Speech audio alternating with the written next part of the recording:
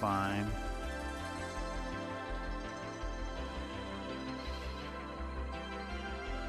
You still in frame here? No, I need to be about right there. Right there. So that, and then we highlight that. Same here. Popcat.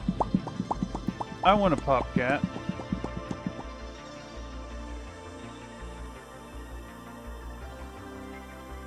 I want a popcat. Let's popcat. Exclamation point redeem popcat. That's the good stuff. Alright, so we're onto the front of this arm now. Gonna trace those edges. Trace all those edges. Let's hit this one there. Like that. Alright. Honk, honk. Alright, so now we're on to the front of this boy here. There we go, looking good. Am I still in frame? Trying to find that comfortable middle ground for y'all. I need to be able to see what I'm doing, and I want y'all to be able to see what I'm doing. I guess again I could pull out the shot some, but I just think it's really cool to be able to like see what I'm working with here. Like being able to make out the detail of the leading edge of the brush is fucking neat. And I think we're going to use this highlight color right here to clean up the edge of that square right here. And just use the highlight color to fix it. There we go. And that's a nice sharp edge again. Who's next? Let's get the dick plate. Redeem dick plate. It's now, is a dick plate like an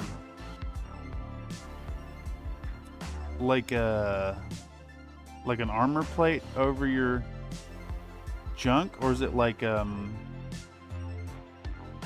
piece of stoneware that you'd eat off of in the shape of a peen? You know what I mean? I think it could be either. Usually though, I think if I'm saying dick plate, I'm referring to like a piece of ballistic armor that hangs down from the waist over your junk. Another mate asked me, "Hey me, tell us a story about Popcat." The legendary saga of Popcat. Once upon a time, in a land filled with NULN oil and endless piles of pizza boxes, there lived a cat named Popcat. Popcat was no ordinary feline. It had a magical ability to open cans of Coca-Cola with a single bop. One day, while exploring a kingdom of Technicolor yawns and fluorescent colors, Popcat met a mysterious figure called Colonel Mustard. Together, they set out on a quest to find the mythical paint in a bag. Along the way, they encountered constipated kittens and dodged Games Workshop's overpriced minis. What the fuck? In the end, Popcat and Colonel Mustard found the paint in a... Is that it? Just the paint? Oh, it... My dumper thick lizard going ham like a Smithfield or boar's head. What? Gibberish? No way, I'm just jargoning. Ham? Ham poetry like bacon on the grill. We got no idea what a popcat do. Do? We got dumpers in bumpers with big grabby lumpers. No idea what's going on. Lizard, lizard, lizard, lizard, lizard, lizard, lizard, lizard. No way we got more highlights than a doctor's office, more chia pets than a garden store. Lizard, lizard, lizard. I make absolutely no sense. Lizard, lizard, lizard, lizard, lizard, lizard. Dude, I was quite enraptured by that dang old story from Another Nate. That was good. That was good. It did cheat you. So I think if the AI goes off and like is long-winded, it might cut you off some. But that was fucking good. I kind of want to know how that tale concludes, to be honest.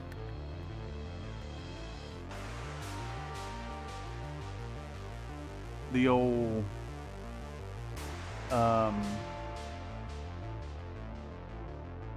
search for the paint in the bag. Also, I think it's really funny that the AI thought that Popcat was popping soda cans with a single bop. I think it's really funny. It seems accurate to me. Alright. These are important messages. I'm sorry, y'all.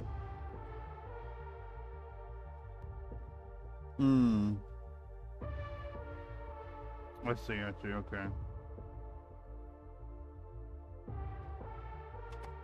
I see. Damn it, I didn't mean to replay that, but that's, it's getting replayed. Well, you know what? It's getting replayed. I was gonna say we could skip it, but here it comes.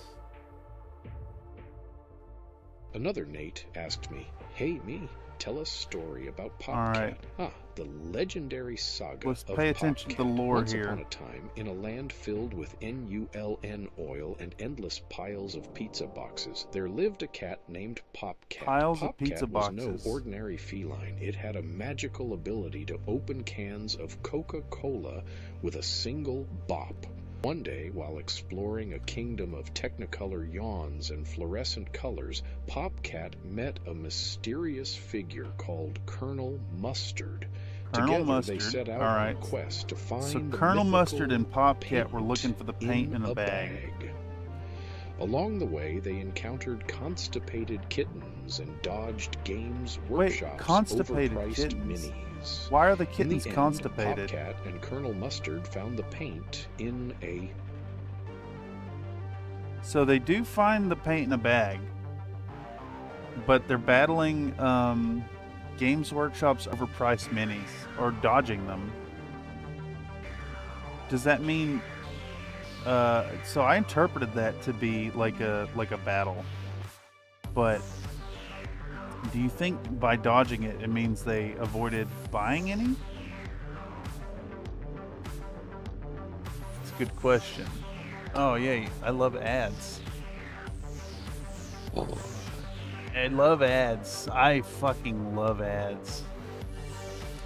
Sorry about the ads, actually. Oh goodness. Salute the sun. Salute the sun, it says.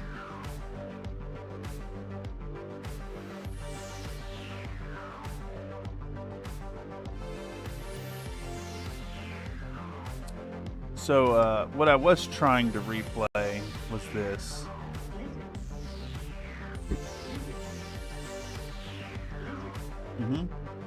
Yes, lizard.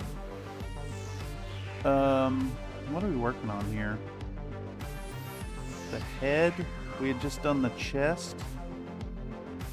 So we're gonna come in and highlight those edges.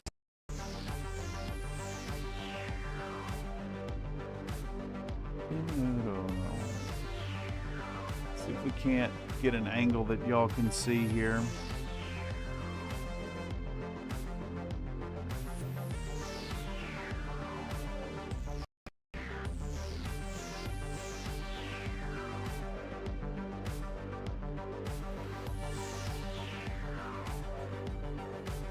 This little mohawk thingamabob. Let's see, right there's good. Let's hit that. The going is slow on this stage, unfortunately, but with every stroke of this paintbrush, we're getting closer and closer to that fucking high quality, intense finish. I'm feeling pretty good about it at this point.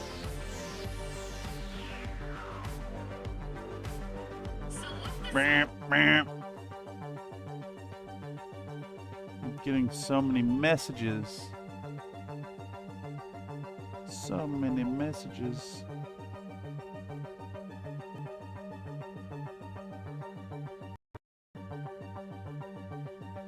We got a edge that's a little fucked up here, so I'm going to use this highlight color to clean it up.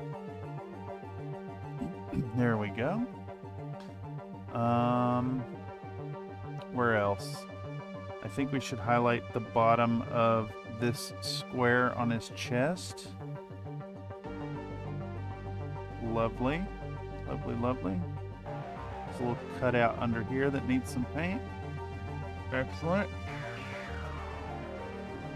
I think they successfully fended off the pushy salesman at the Warhammer store. Ah, yes.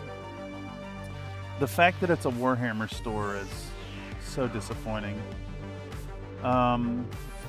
What's next? I think we'll do the top of this here. Have we already done that? We've already highlighted that. So we're going to do the top of this missile launcher now.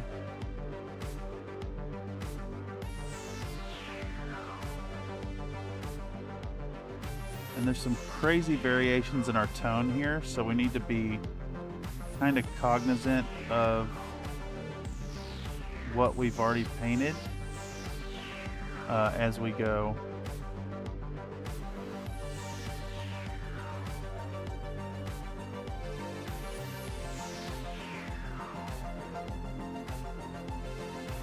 Boom. That looks pretty good to me.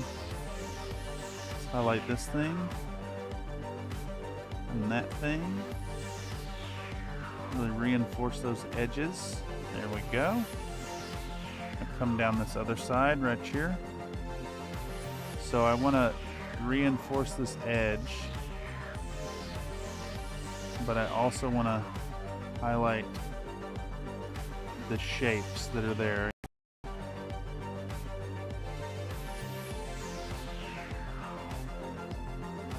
There we go. Looking pretty good. Looking pretty good. There's a bit of a mold slip there that I kind of missed. It's not super visible, but it's definitely there.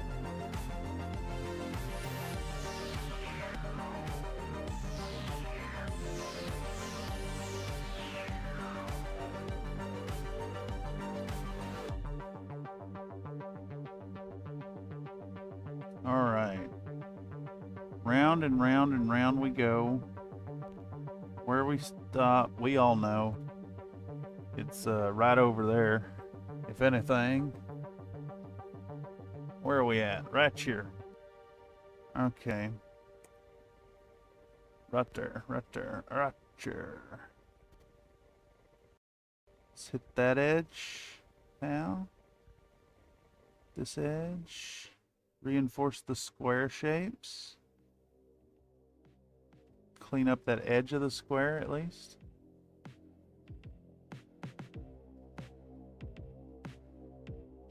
Now, I don't know if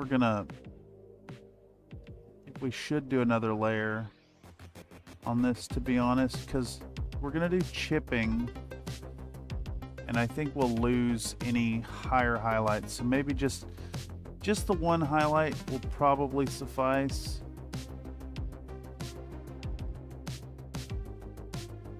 It's kind of what I'm thinking. Between the sponge chipping and the enamel pen washing.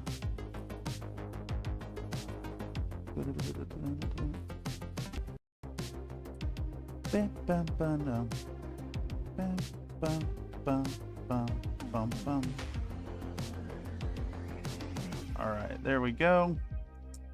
I think that just leaves the arm now, right? No, we got to do the top over here.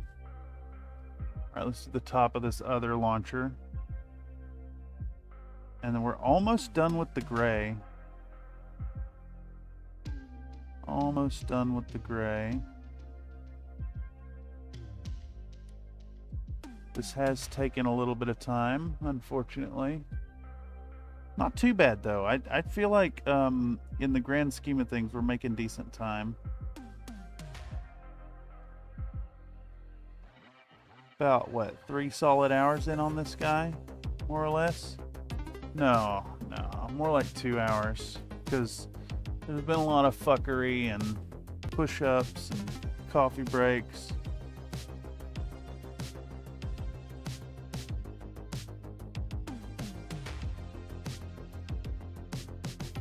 Granted, I did preliminary work last night.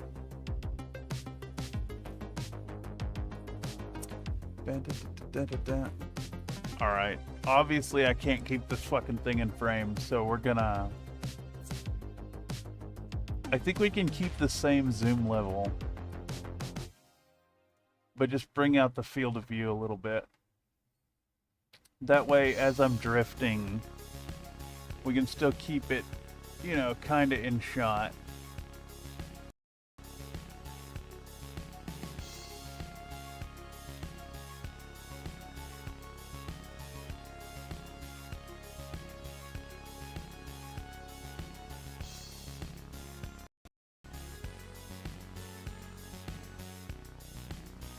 You guys aren't shouting at your TVs loud enough for me to hear it.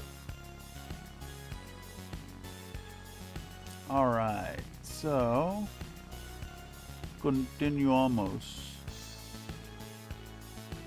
as we bring out our gray squares. That's all done. Up the legs are done. The back's done. Top of the missiles, inside of the missiles.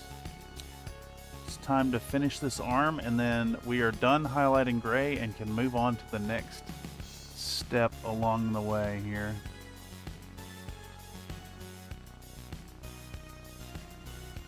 Do I have that in frame? Yeah. There we go. Just get a nice little bit of gray on there. I think it's a good...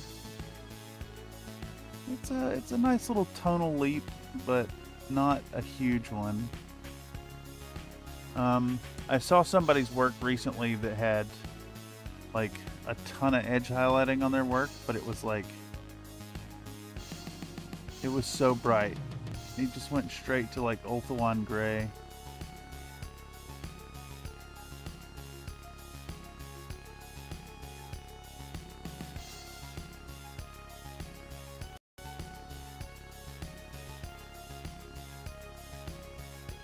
I do get the GW method, though, of highlighting all the edges.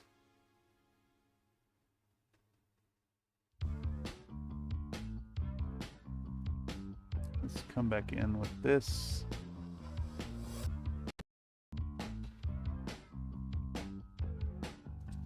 I hope you all can see the immediate difference that a little bit of edge highlighting does. Just that extra touch of contrast, you know?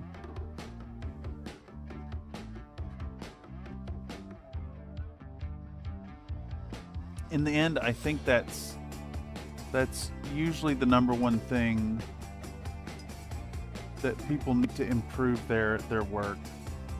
It's just more contrast. Whether you're achieving that with like use of tonality or like more edge highlights or like deeper shadows. I think you'll see it a lot when people post their models looking for feedback. It's usually what they need. More contrast somewhere.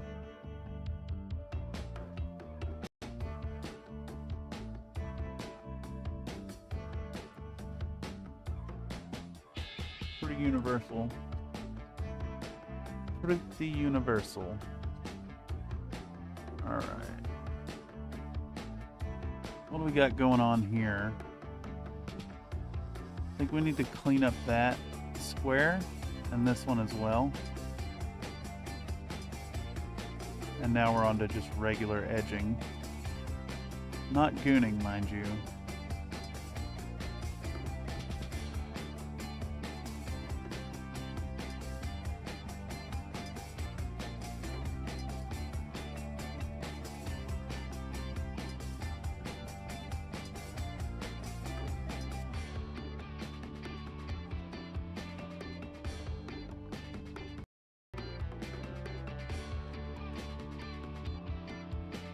right.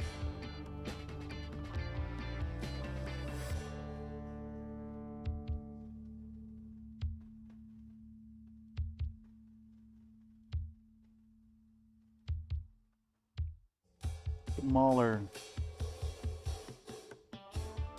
He's a cool model. I'm really enjoying this sculpt.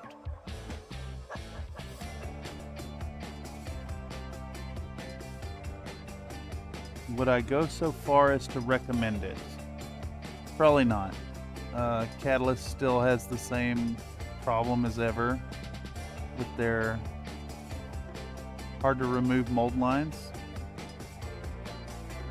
It is a nice sculpt though.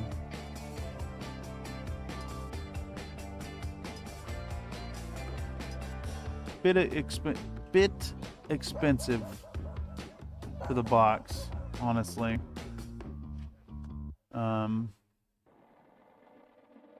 Honestly. Let's get our underside highlights here. Down. Down.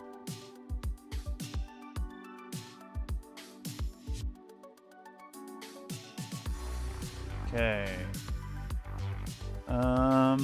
Let's do the inside before we do the tip. That's what I think, at least.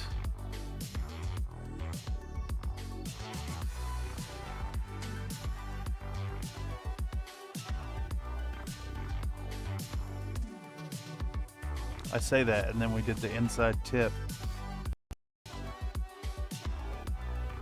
So it was kind of both.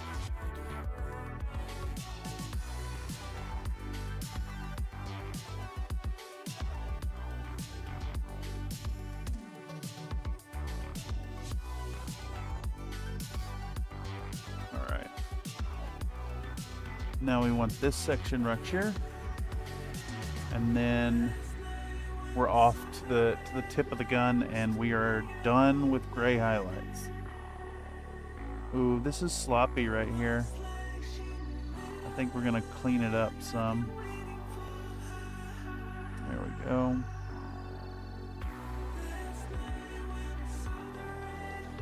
Same here, we're gonna clean this up.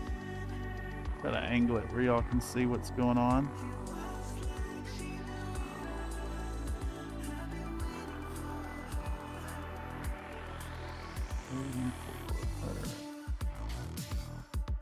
He's been waiting for her.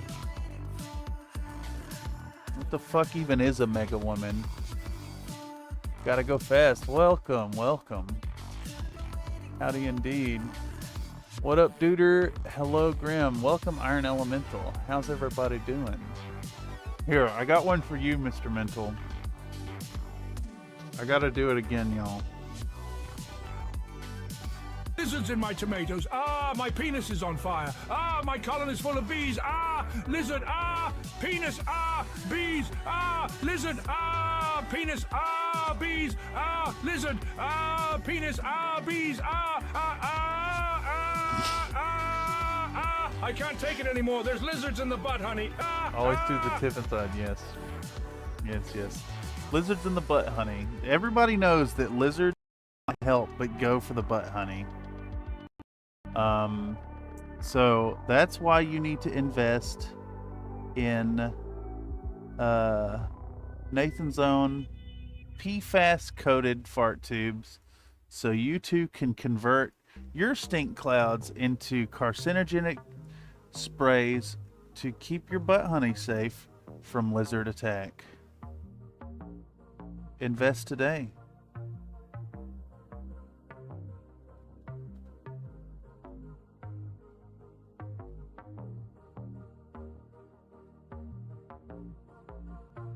On a different note, Mr. Mental,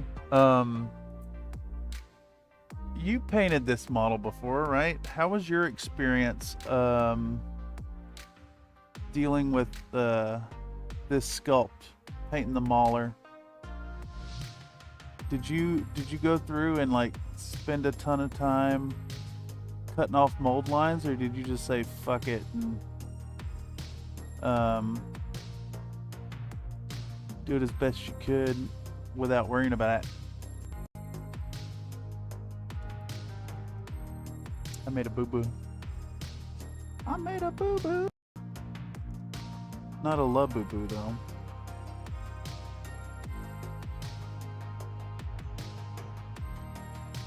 I got gray somewhere it doesn't need to be. Let's remove that by a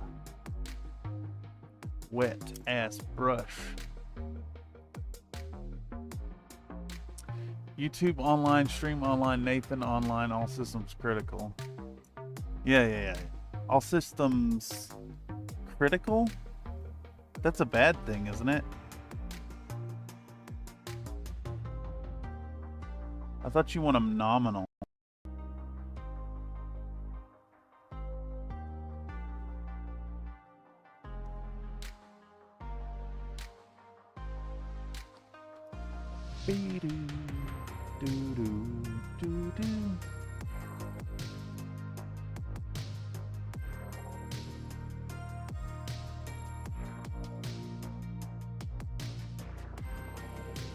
This one's tough. This one's tough. I don't like the shape I'm having to highlight here. A lot of little lines that need to be loved on. Edging that gray.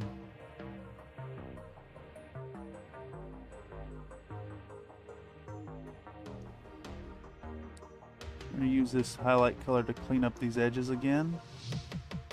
And then we're doing the striation highlights here. And then we're going to do the striation highlights on the side. Just like last time. Meow, meow, meow.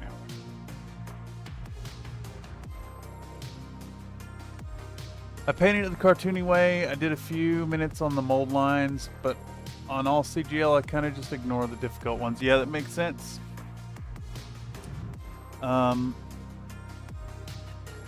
I've been trying to remove them all lately. And there's a combination of factors for the mold lines in that, one, as always, because they're PVC, they're really tenacious, and like you'll go to remove them and they're like, you got to remove the remnants of what you removed in multiple steps.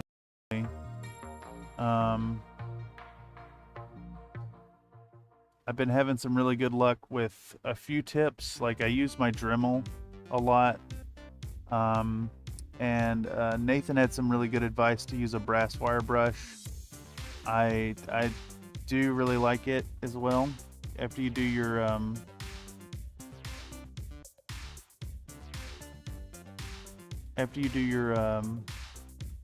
first pass with your hobby, you can go back in with the brass wire brush and clean up the remnants. All right, let's try to re-highlight that spot where we got the gray spill over. And then I think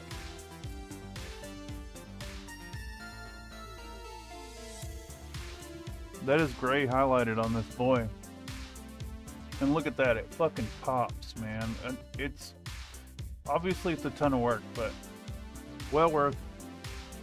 Well fucking worth. Nothing here's ever nominal. Yes, but it is numinous.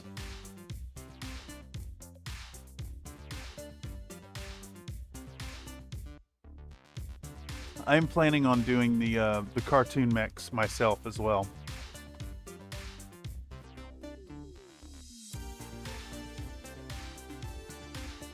$244. Holy shit. Okay. So this guy needs red highlights now. But I think I want to take a break from this model. I think I want to take a brief break from this model just to keep my mindset ready to roll. Enthusiastic. And we should shift over to our Black Knight pattern. So these guys all have the nice foundational, like burgundy color. It's a little lighter than what the camera's showing. It's like a mix of leather brown, a little bit of black in there, not much, just a touch of black. It's leather brown and hull red. And then we worked up to, I think the Bushwhacker shows it the best. There's a little bit of a top-down zenithal of very subtle shade of hull red plus 2 drops of flat earth. Brass wire brush is amazing on CGL minis. Sure, it does round off a few things that should stay sharp, but CGL minis are kind of crap, so it does way more good than bad. Yeah, exactly. Can't go full night shift on this sucker, so don't even try. Leather brown and a mix of darkish burgundy. Yeah, it was, here, let me get them out. It's leather brown.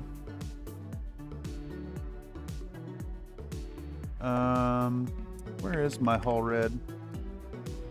Leather brown, hull red, and then AK black, and as always, my favorite highlight tone. So we're working with 70.871, 70.985, and 70.983. These colors work. The black, so the way we did it was it was 30% leather brown, 60% hull red, 10% black is the lower tone. Hit them with that spray. Go back in with a little bit more black. So I put 2 more drops of black into the mix and then hit them from the bottom.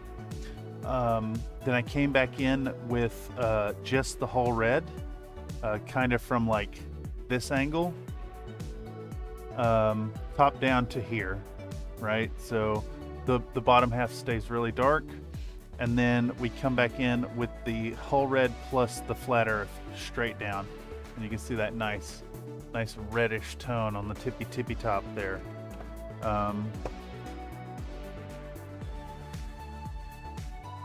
Brass fucking wire brushes. Yeah, dude, I got this. Here's my well-loved lad right here. This has been great because it's like this does the bulk of the work, but this gets in those tight, hard to reach spots. This is it's a pretty stiff brush, but not too bad. I got it in a 3-pack. I don't know where my nylon one is. It came with a nylon, a brass one, and a steel one in the pack for like $2 or $3. It was really cheap. Really cheap.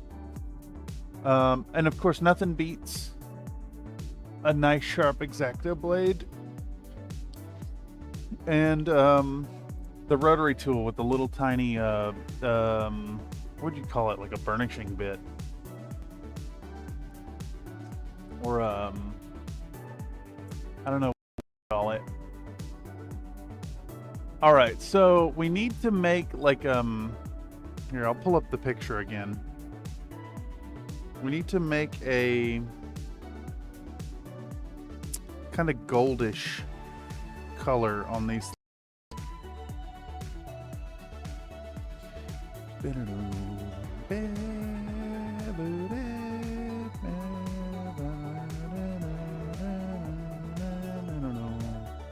Here we go. Man, y'all can't fucking see that. Like, where the fuck? So it's like honestly, you know what that looks like to me? That looks like the Tau color. Looks a lot like Tau light ochre to me.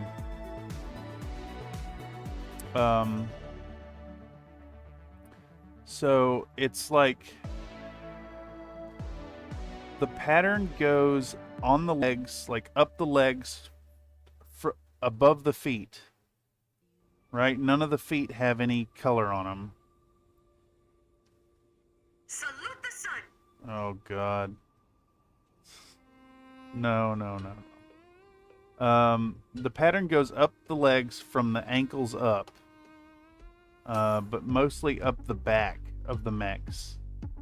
And then it's on the arms and kind of the back of the torso, leaving the front very brown. Okay, so for that, you're thinking burr? Carbide burr. Yeah. Here, I'll just get the fucking thing out. Is it even in here still? Yeah, here we go. Here's my 2 bits that I like the most. I like this one for most of the work is really good. And then this one for detail. And just like a rough, I guess, yeah, it's a carbide burr. It's like, it reminds me of the Army Painter files. Here, they're really good. I ended up buying this set here for like 20 bucks off of Amazon. Most of this goes unused, but this whole section right here, well worth. And then I got all these sanding drums and fucking cutting wheels and shit. Really good stuff.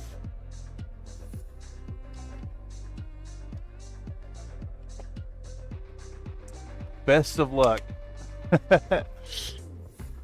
No, it's gonna be great. I think we're gonna go with maybe the Baylor Brown. We're definitely gonna go into our Tau Light Ochre. And then I've got, where's it at?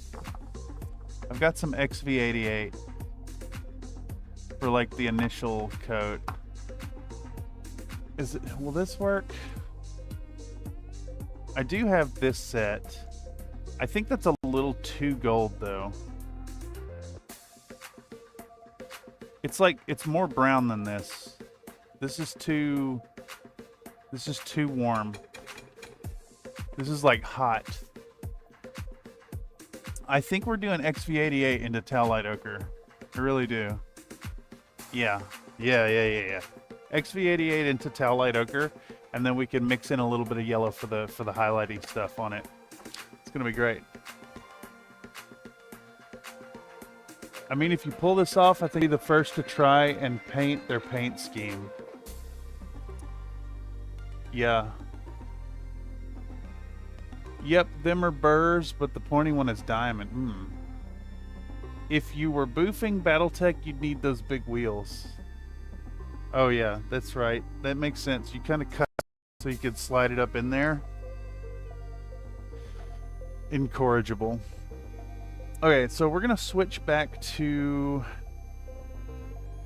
our number 1.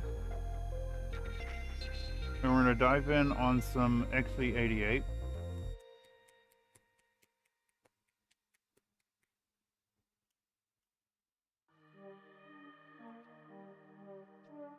Honestly, I kind of want like a richer brown than that, to tell you the truth. This color's good. This is like not quite. Let's weigh our options here. Let's weigh our options. Let's get out our browns. That's flat earth. I've already got that out. Tan earth. We got some beige brown. We got some flat brown. That might be the color, actually. That's another beige brown. Why do I have 3 beige browns, dude? That's crazy.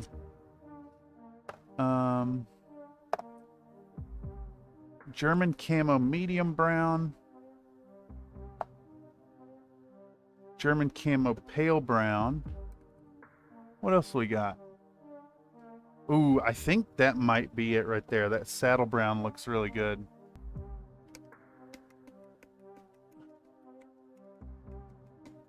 We may have to do a custom mix for it though. Tell you the truth. I think that's where we're at though. All right, it's swatch time. It's swatch time. Let's do up some swatch work. This kind of my leading contender. It's not, it's a little too desaturated. Our flat brown might be it. Flat brown's really nice. What if we did like a 50-50 flat brown towelite ochre? How's that compare to leather brown? I think the leather brown will get lost. It's a little too desaturated. It's a very rich brownish tone. I think it's our flat brown. So let's swatch that up and see. So if we just dig in with like our nice flat brown color, I think that's too...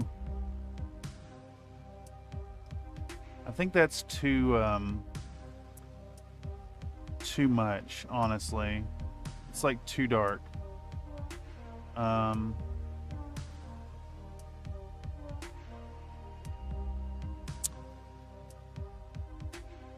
What if we did work into that color?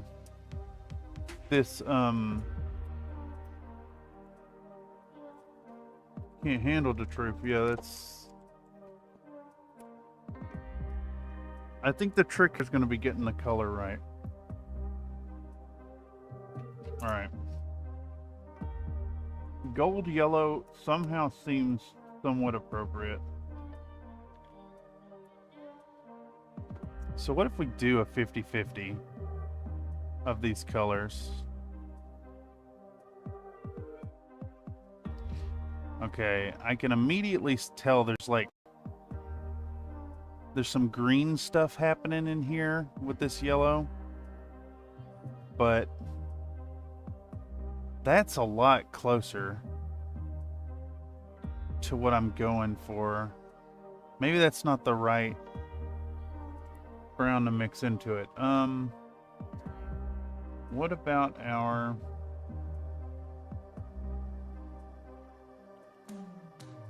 What is this? German camo medium brown? That is fucking weird. Separate it out.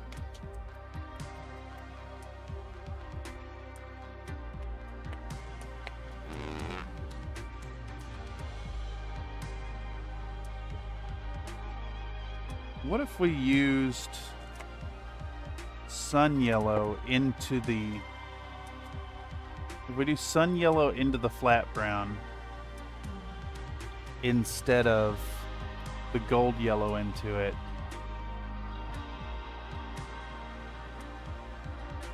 That's kind of nice.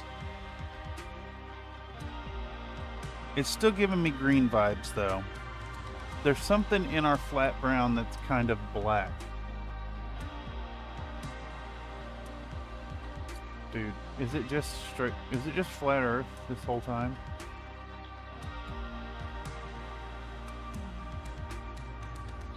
Is it just flat earth this whole dang time? Maybe not.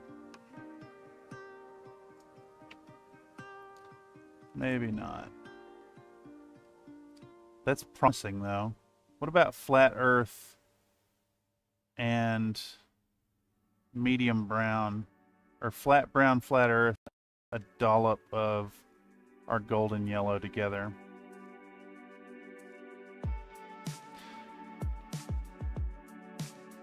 No, I want it more reddish, I think is the problem here.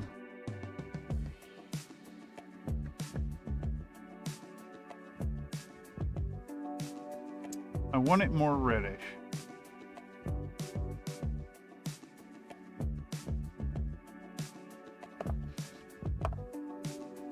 This is a hard color to nail down. What if we do... What if we bring it back to whole red, right? We'll start with our whole red.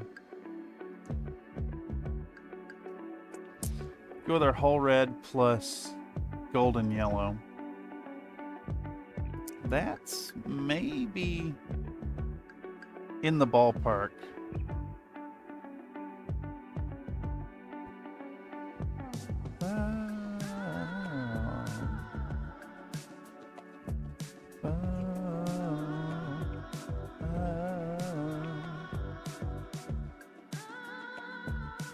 It's not red enough. So this yellow is taking it too far into a yellow territory. That's really close though. We're gonna find this yet. Stop mixing yellow, mix in some red. Yeah, I think you're right. I think you're right. That makes sense.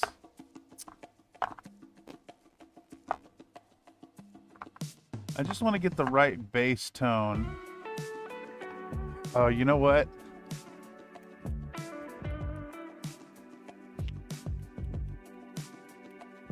I think I might have. I think it's Mornfang Brown. I think it's just straight up Mornfang Brown. It's just Mornfang Brown. It's Mornfang Brown. Mornfang Brown and Total Light Ochre.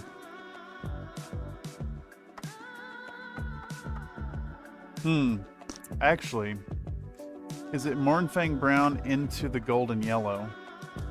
Let's see how that works. So if we have our Mornfang Brown here, and then we put our golden yellow into it, does it start to do something cool? It does. It's Mornfang Brown into golden yellow. The rest of that shit doesn't even matter. Get out of here!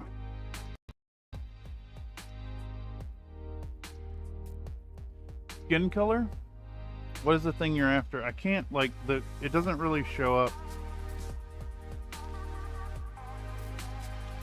It just, like, it's a black screen to y'all.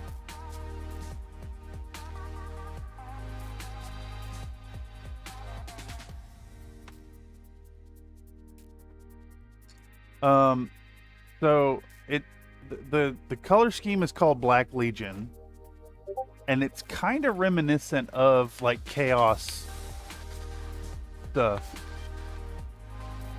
but it's like a goldy tone, but it's like it starts from a rich kind of like reddish brownish tone, and Mornfang Brown, man, that's just perfectly it right there.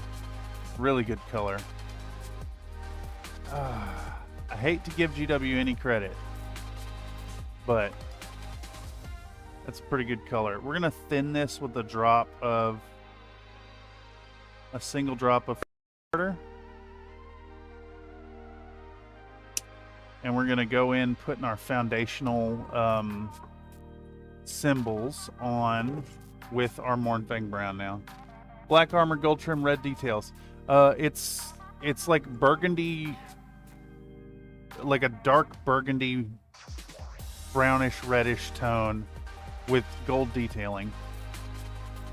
But the gold detailing's kind of in the shape of trim. All right, here we go. So all of it starts with like kind of like an ankle cuff. A piece of fuzz on this boy. Ow.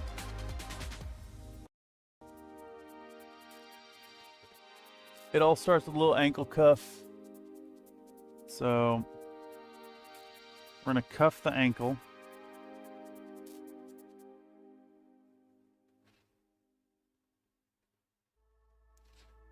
Cuff off the ankle with our Mornfang Brown all the way around.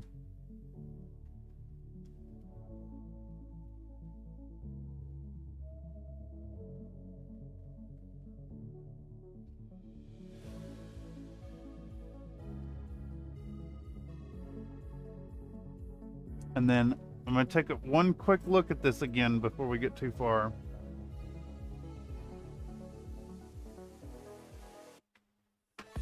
It is just like kind of free-form patterns coming up the leg and stuff. There's like kind of like abstracted circles and lightning boltish type going on.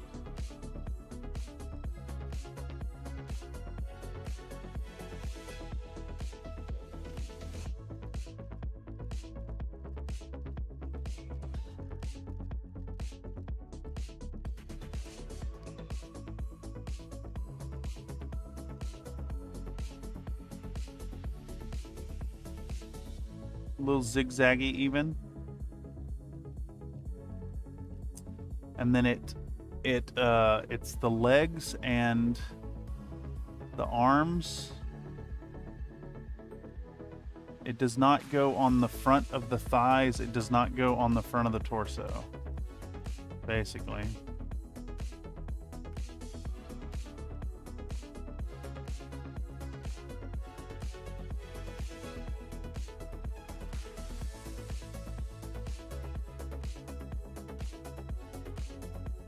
Gonna like kind of freeform it here. It is a little all over the place on the minis or on the examples.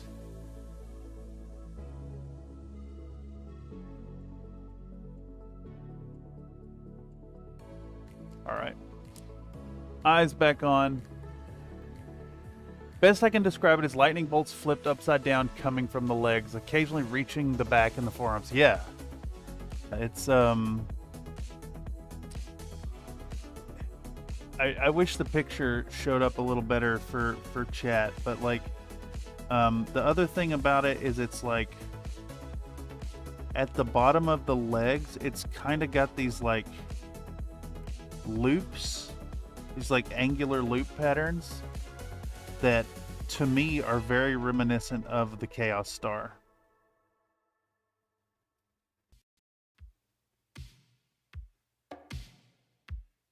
We're gonna make it work though.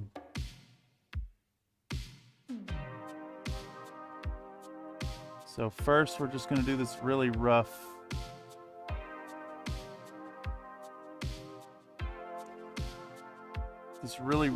brown.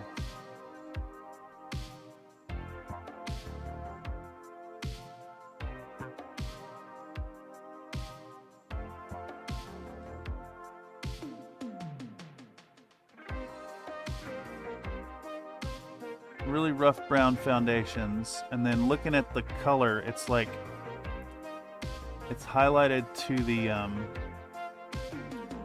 the edges of these brown streaks. They have like a gold highlight thing kind of happening on. So what we're gonna do first is just lay down these foundational marks.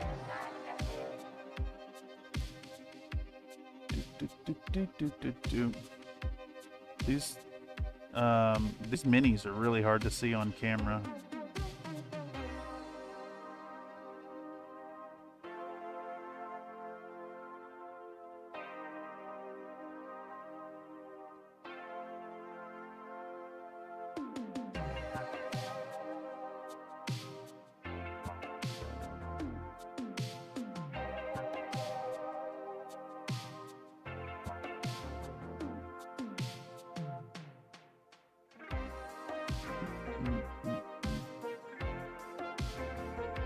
It's so jagged, it's almost like they're thorn bushes without the thorns. Yeah, that's putting it.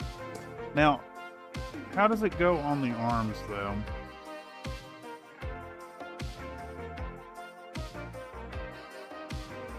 How does it make its way onto the arms is the question.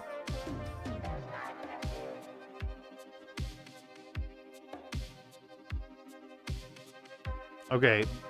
All right, so it is that's a really good way of putting it. It's basically like a rough, really thick, cartoonified thorn bush on the legs, like fully on the legs. The legs are completely coated all the way around, and then it reaches up the back. Reaches up the back of the torso and onto the arms from the back.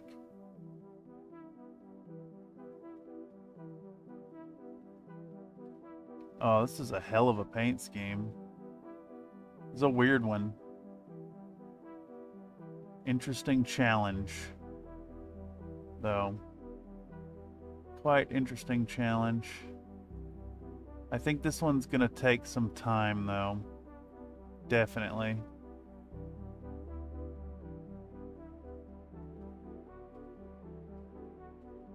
The patterning is very heavy on the legs. Then it's gonna stick up onto the back. All the way up onto the back. And then onto the arms from the back.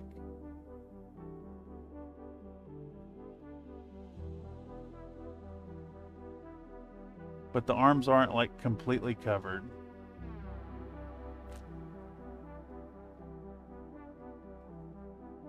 So what we're gonna do is much like when we put together our Mauler pattern, we're just coming in and we're gonna start like roughing the pattern. Just really rough it out, and we'll clean it up with the next layer. Ooh, I love an ad. Excellent. Doesn't really make its way, it just kind of shows up. I think we can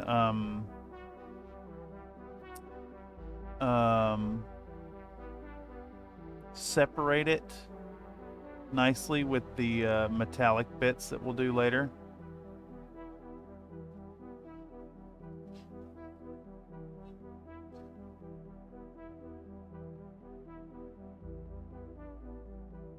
Some of them were like really reduced though, like the wolfhound.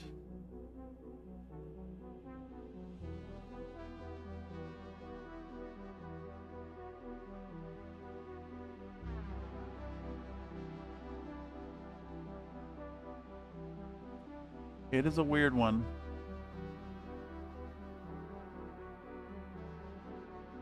Very interesting though.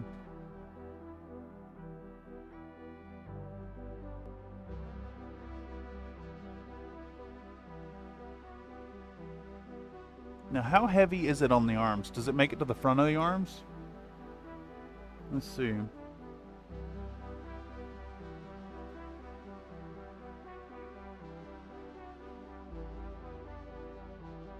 It does a little bit. What's it look like on the wolfhound?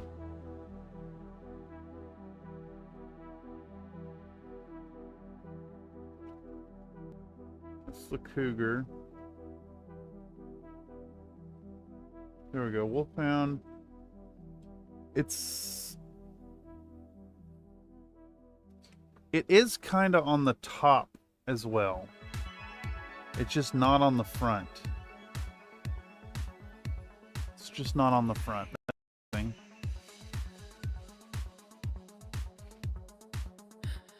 Okay. This one's not super conducive to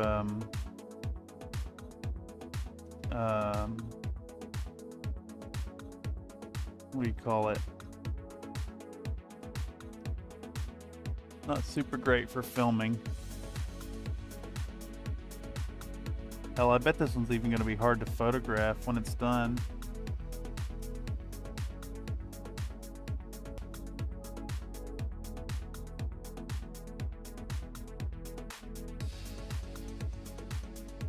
I'm just going to go nuts with it though, at the moment.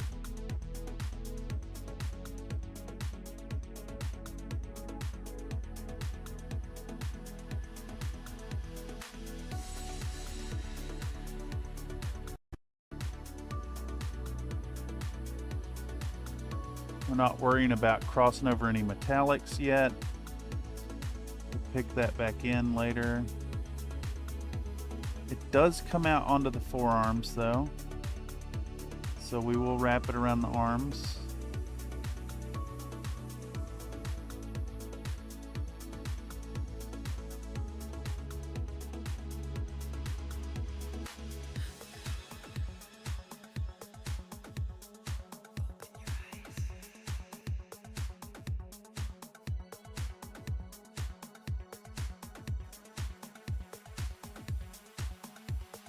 Alright, cool. It is not as pronounced on the arms as it is elsewhere.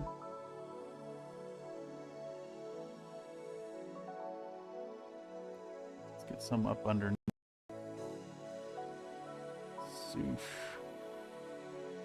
Very rough stripes at the moment.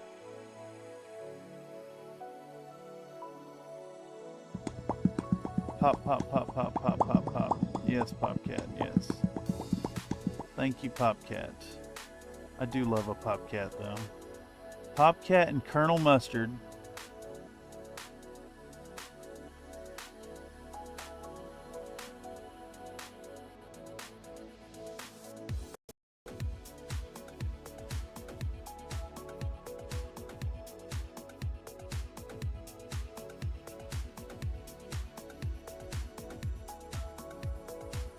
Okay.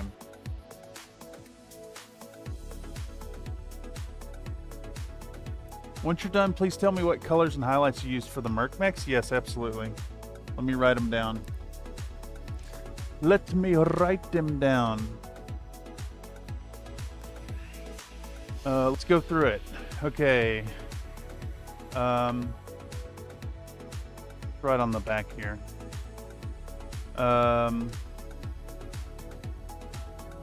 Base coat was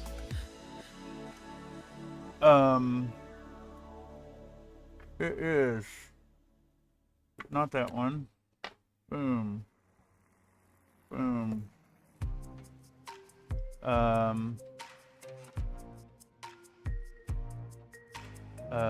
Base coat is leather brown,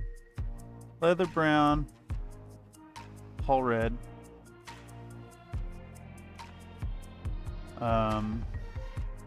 Vallejo. All right, shade,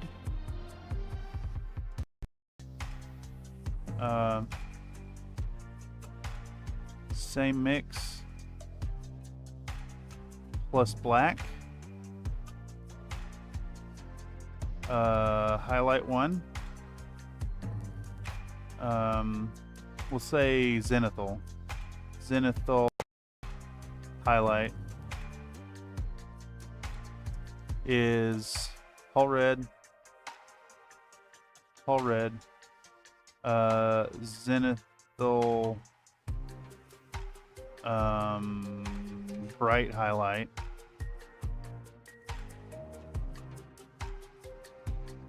is hull red plus flat earth. Okay. And now pattern base is that Morn with OU? Yeah, Morn Fang brown. And that's where we're at. And we'll say GW there. Bow. All right, I got a list. I will send it to you when done.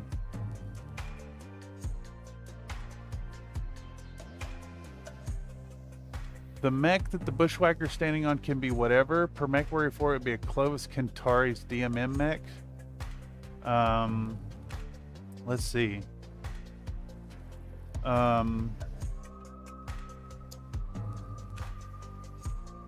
Kentari's, let's look that up. Kentari's DMM camo space. That's funny. That's basically the same color. It's just like whole red.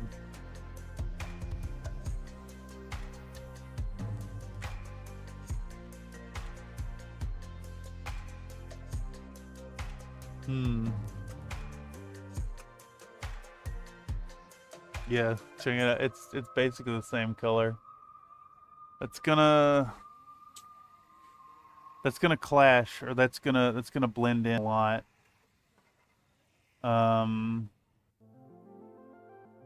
We could do it in just a green brown. Yeah, that'd be a good one. If we did a green color, it would make sense. Like for contrast wise, I think if if you have it that like flat brown red, it's gonna blend in a lot with this model as it is. And that might not be conducive to a good looking piece. So we could do it just like a classic OD color. If it's Fed Suns, then you can definitely get away with some OD green.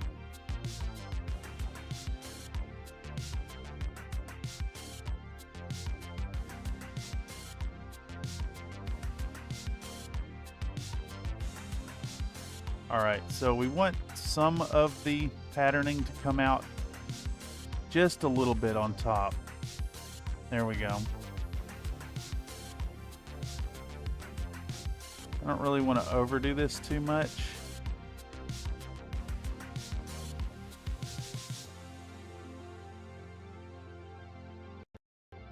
It does need to be there though. All right.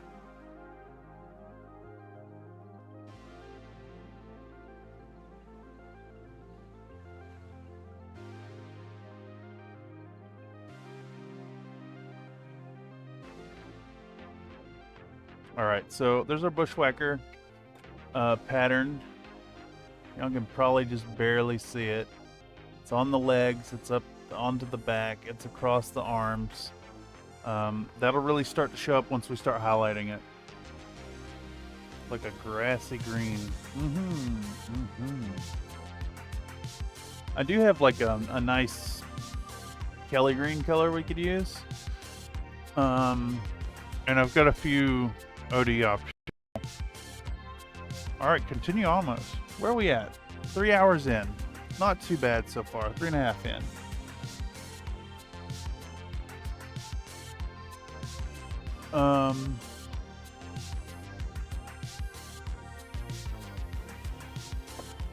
Okay, I'm gonna fill this coffee cup and stretch my back for just a second. And then we'll be right back. All right, obligatory 2 minutes. Let me hit the BRB screen, and I shall BRB. Coffee time. Stretch the back, stretch the ass. And I'll be right back. Whoa.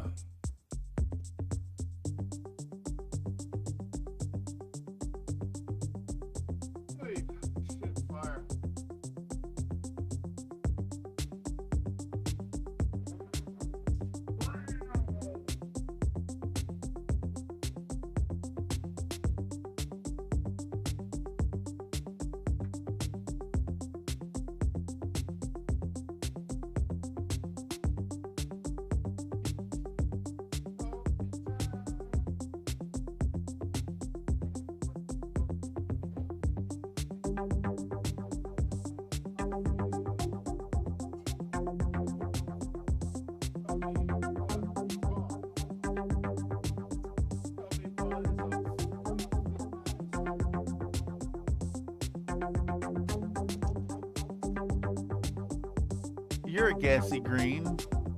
I do like an asparagus though. I am generally a fan of the speargrass. It's good stuff. Okay.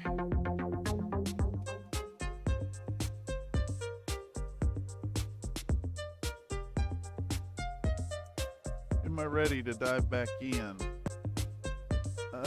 Yes.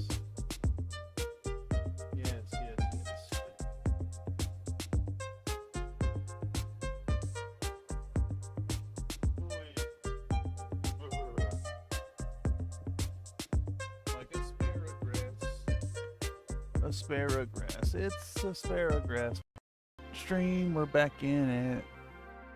All right. Sometimes you see, sometimes I have to come in here and like really work hard to avoid the mind wandering like overwhelming desire to get up and go do something else. Every now and then. I find it really hard to focus on a task at hand.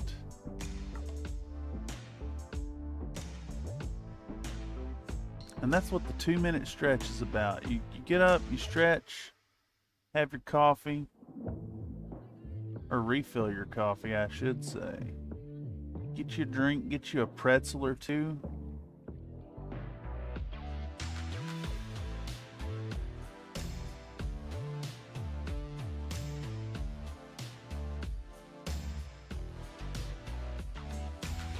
And then get back at it.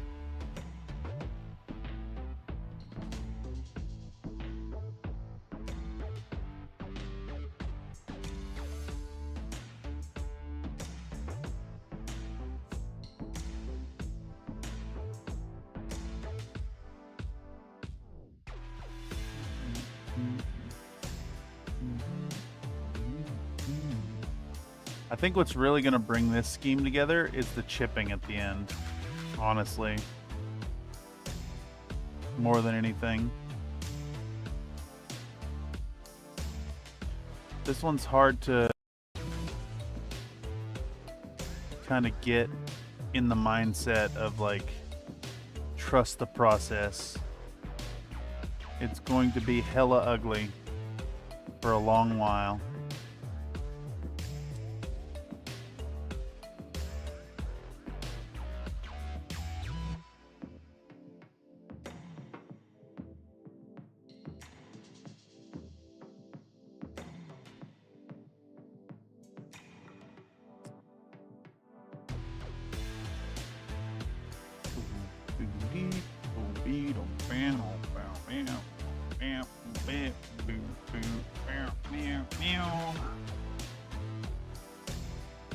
What is cool though is, as with any project,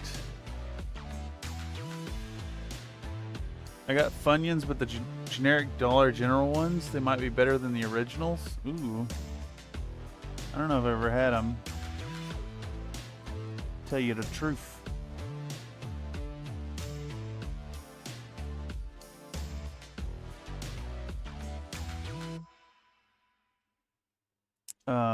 What was I getting at? Oh yeah, as with any commission, the best part here is that these mechs will be scanned in to the Country Fried Minis tabletop simulator module, and will be available to play with in tabletop sim games. Photogrammetrized.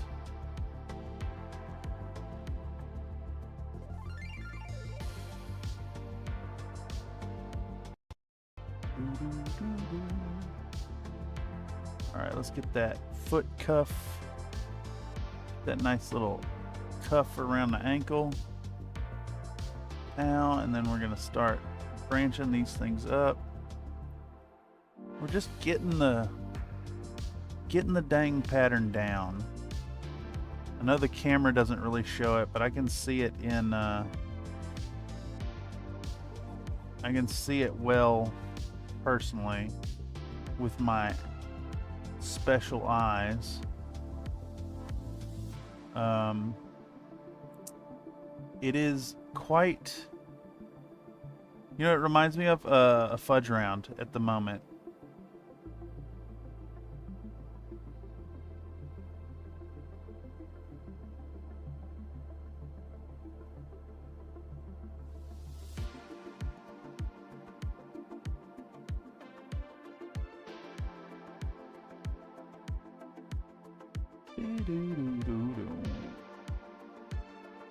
A little bit more back here on the back. There we go. All right, it's growing on me. The pattern is growing on me. Now that I've hit like a workflow state and I'm just building it freeform, just not thinking about it, Yeah, I see the appeal. It's weird. It's hella weird.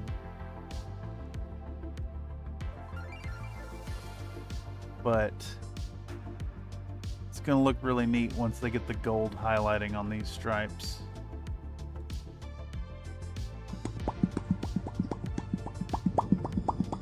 Alright, Wolfhound 1 done. Okay, welcome back, Squarepack.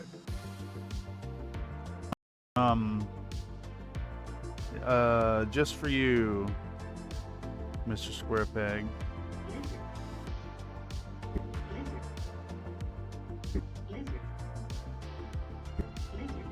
There you go. Also one of these.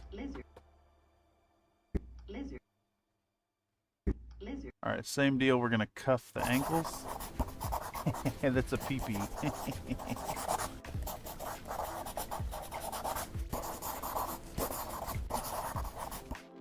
And then we just start going willy-nilly with the like,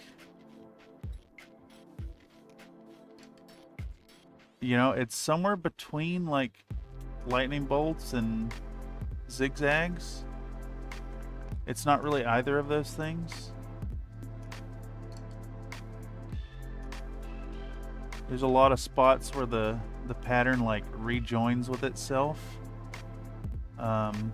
decreasing in regularity of that happenstance as it goes up the body.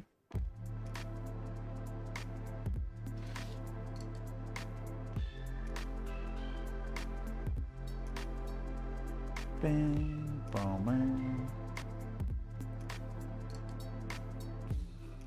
And it helps to remember that you've only got so much space to work with, so just, you know, put the dang pattern down. Just do it. Just get it on there. You know what I'm saying? Just rub a little bit on, and woo-wee, it starts to look real dang good. And once it gets through that ugly stage, you know what I'm saying?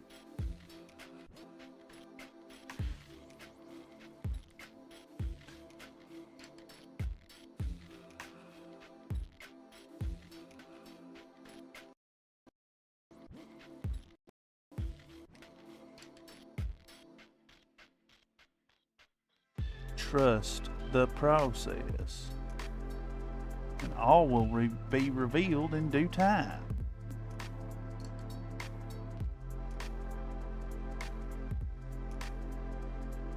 Insert obligatory penis allegory.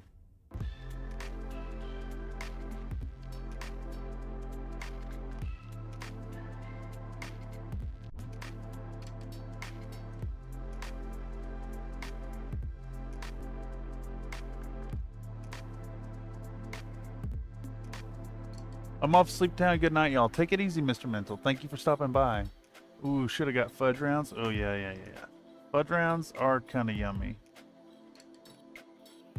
Nice little Debbie. Little Debbiness.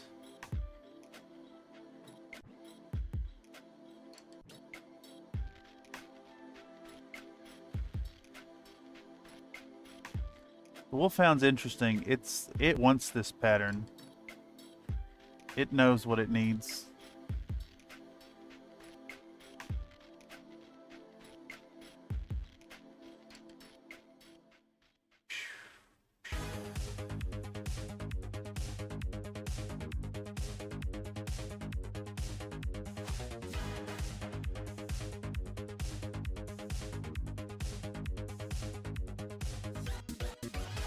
Bum bum bum bum. Bum bum bum bum.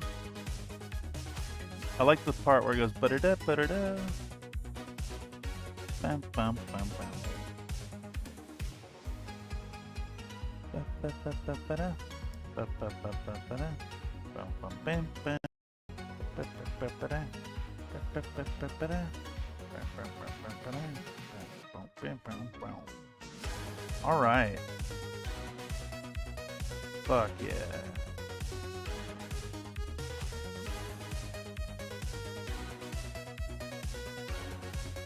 The scheme has turned a corner for me. I was dreading it. And now, man, you just shut your brain off and like put the marks down.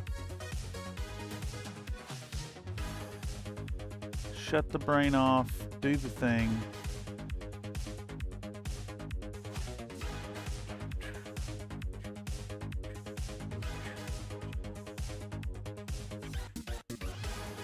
Bum, bum, bum.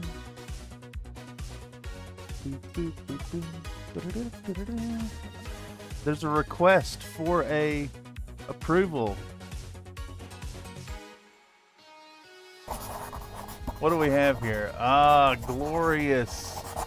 Is that a mounted Pinar machine gun? With a laser targeter on top? No. No, it is not. Here, let's do it again. Hold on, hold on. That is a penis monster with a laser blaster on its back. Also, it's dribbling white on me. One more time. The third time's a charm. That's a good one. Reminder to folks out there, if you want to tip the stream, 15 cents to draw penises on my face. Pangea link down below. Alright, so we're going back in with the Puma. No, this isn't a Puma. This is a Cougar. We're going to cuff that ankle. We're going to cuff that ankle, and we're going to start.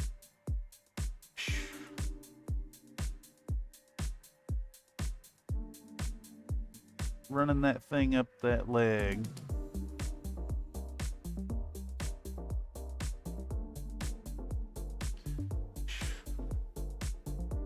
Would you do a workout? Do I work out? Give me 10. Okay. Push-up time. Bye, everyone. She can go on forever.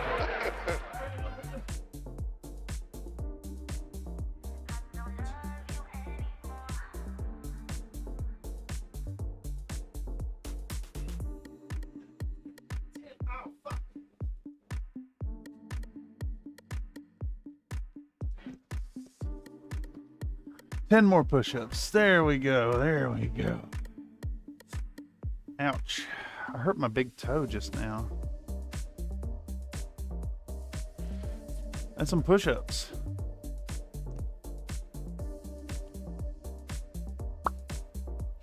We back.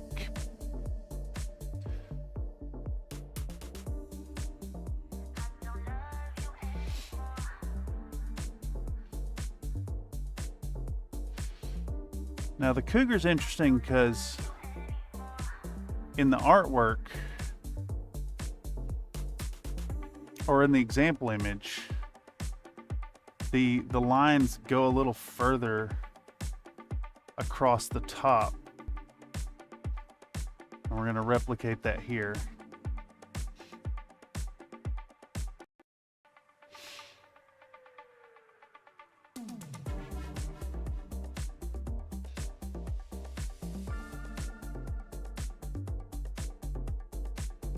Just fucking going for it, man. I'm not gonna overdo it here though.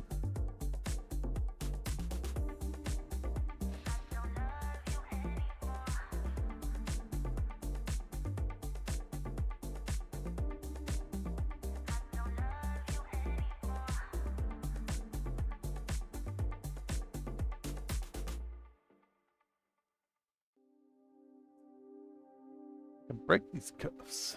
Cuff is one of those words like sop. Its verb form is completed. It means to strike hit. Instructionally, like disciplinary.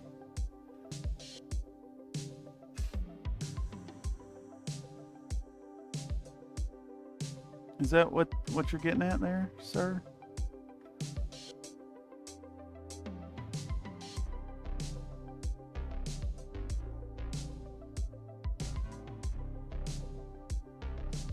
Run that across the Pinar plate. Bring them stripes all the way around. All right, let's join that leg now.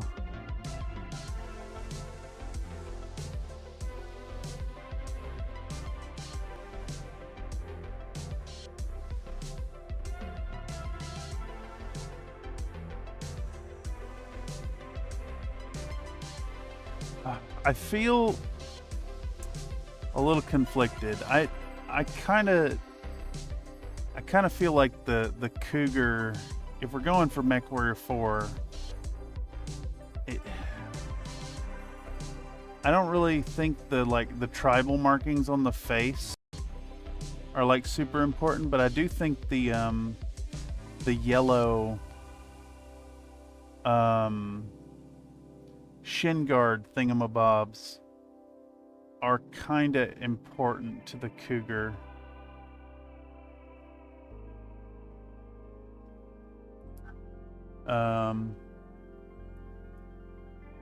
If you are here, Poltergeist, let me know. Otherwise, I will shoot a message about it.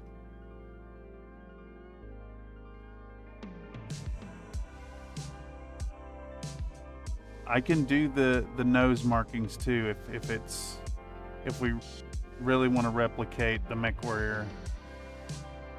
I don't think those are as important, but I do think that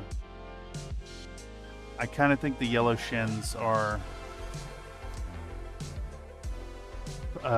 part of what this thing looked like in that game.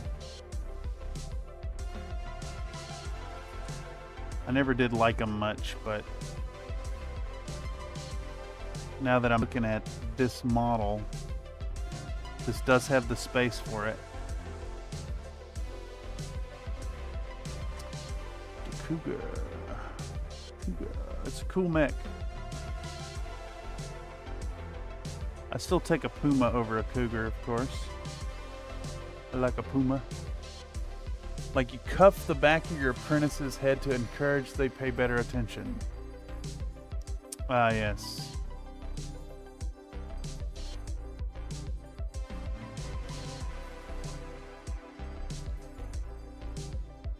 It is an impact that doesn't cause harm, but causes attention and indignation, perhaps?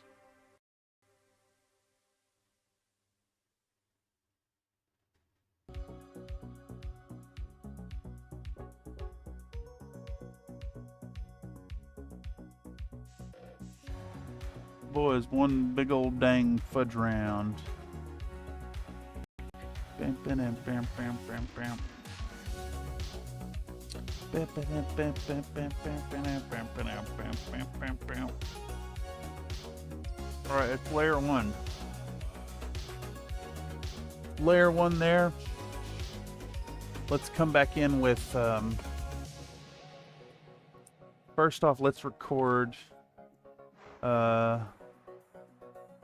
Highlight one. Morn Fang brown plus golden yellow.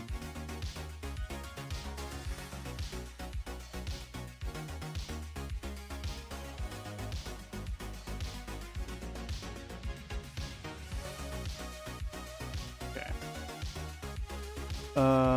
So what we need to do now is mix a drop of our gold yellow into that. One drop. One drop. One drop of water. Shit.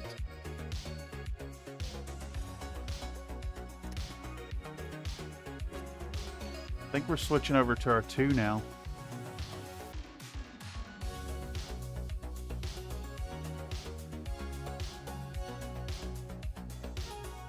Yeah.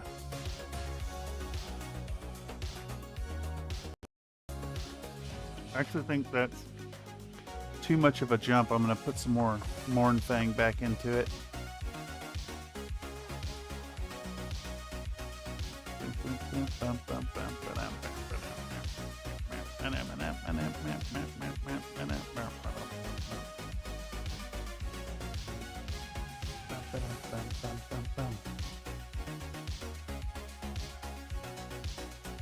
All right. Magnifier's going back on.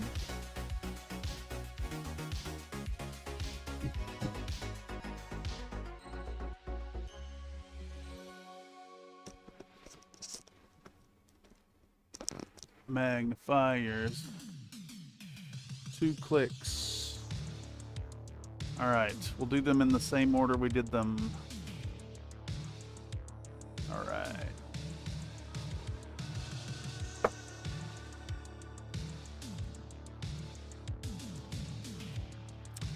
Let's do a little bit better of a zoom, I think, on these boys. What about like halfway, like right there? That looks pretty good to me. Alright, so we're coming in with our highlighty tones now. And we're not even like super worried about the edge highlights, maybe a little bit, but we're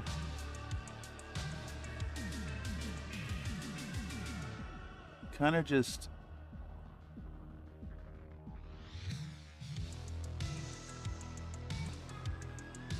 well, I guess we're setting them up a little bit. We're just developing that brown.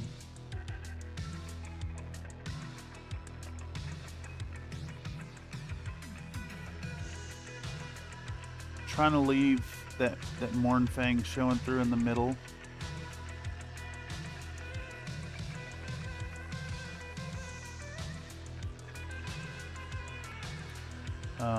Anywhere we have like really small stripes, are going to kind of expand their edges a little bit with this. We're going to use this color to clean them up some.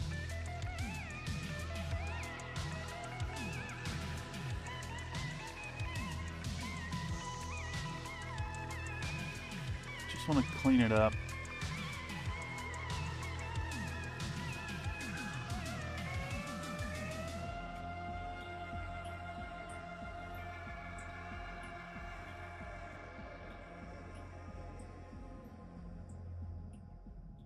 Try to keep our edges nice and sharp with this too.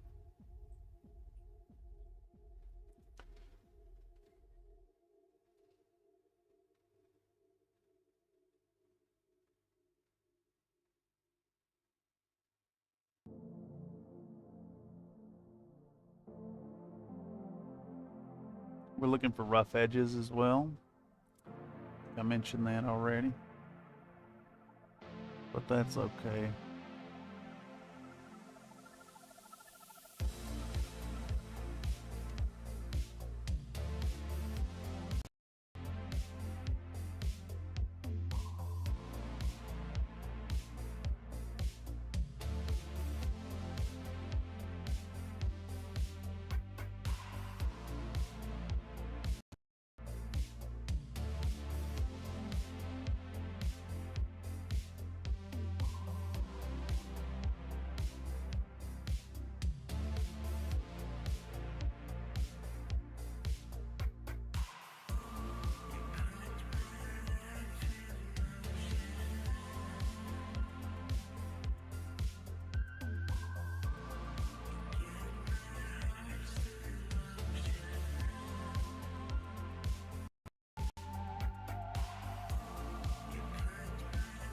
Sometimes it's nice to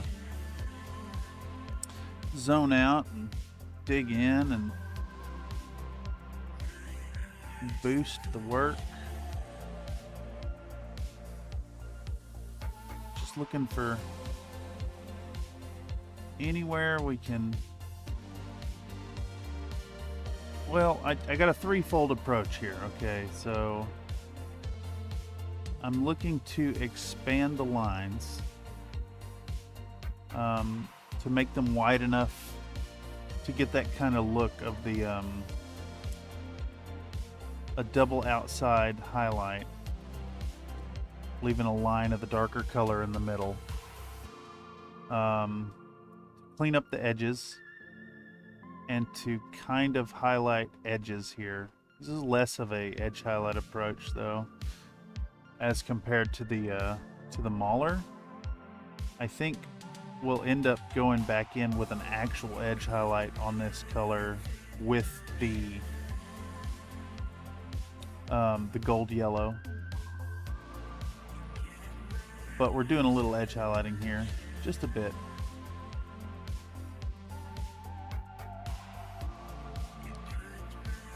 Bing, bonk.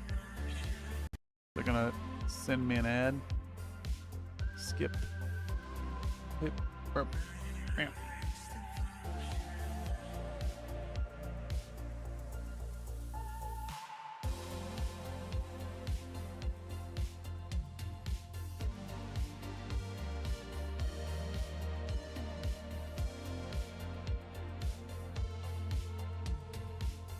It's a little hard to see where I'm working there. Y'all probably can't see shit, honestly.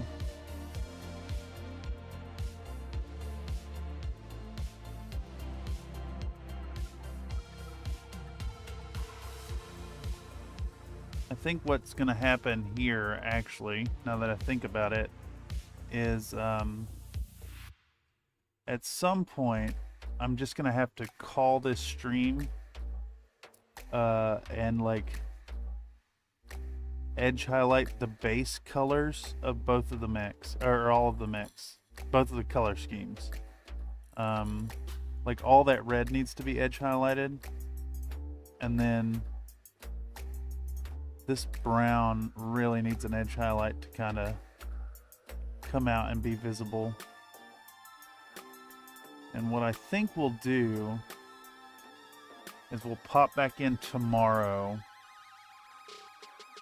for another round of work on these on stream.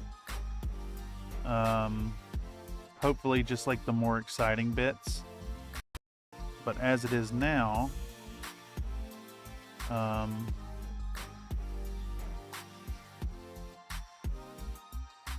it's gonna be a whole lot of this. Probably like, I don't know, like another 2.5 hours of this type of work. And then like a similar amount of time spent highlighting the base colors.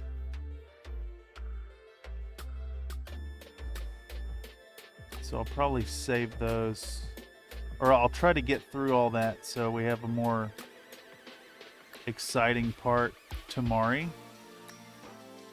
Like maybe doing a pen wash, doing lens jeweling and stuff.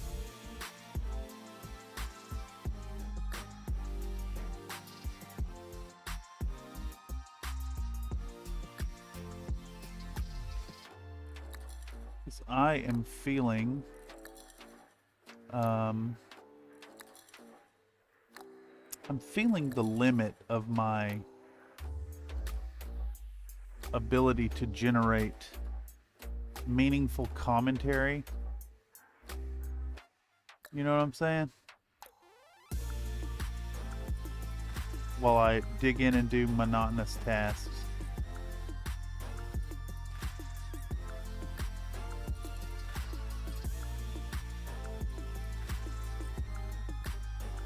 So I think for that, what time is it now?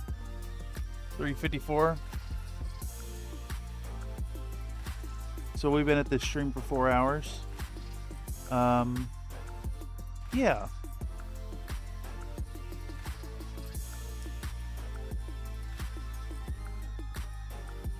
Yeah, I think I'm gonna call that good on the stream. So if I can kind of get an example to show y'all what's going on here. We're going in on these brown and we're defining the edges, starting to highlight them up,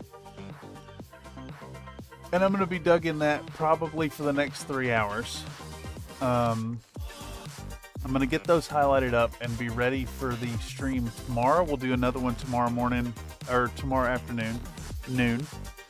I'm going to try to have these done where we're doing the more interesting parts.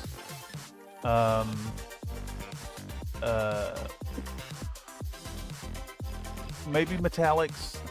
I might do the metallics tonight in my own time, and try to just get the interesting stuff. These are due by I think it's 6 p.m. tomorrow-ish.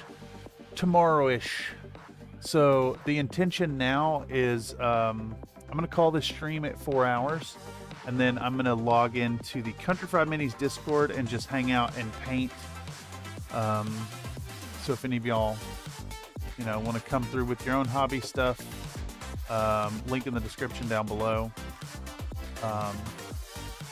With that, though, my mind is a-wandering. I need a snack. I need to get some lunch. Maybe not even a snack. Yeah, just straight up lunch.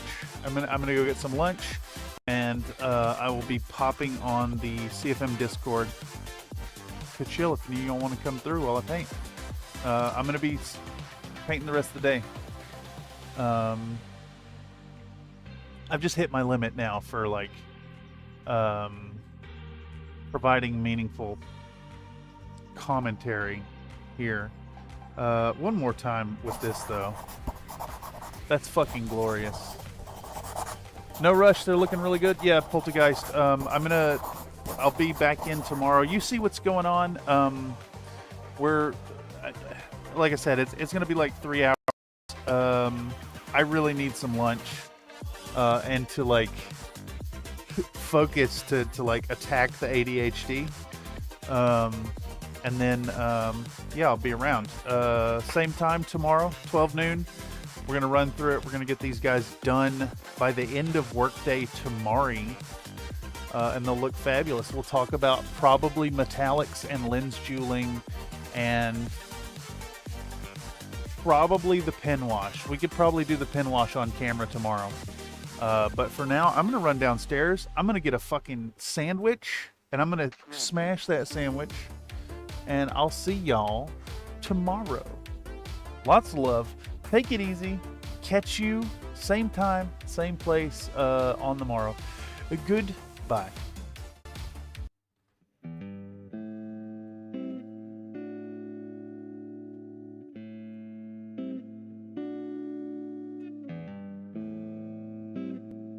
One more time for good measure, though.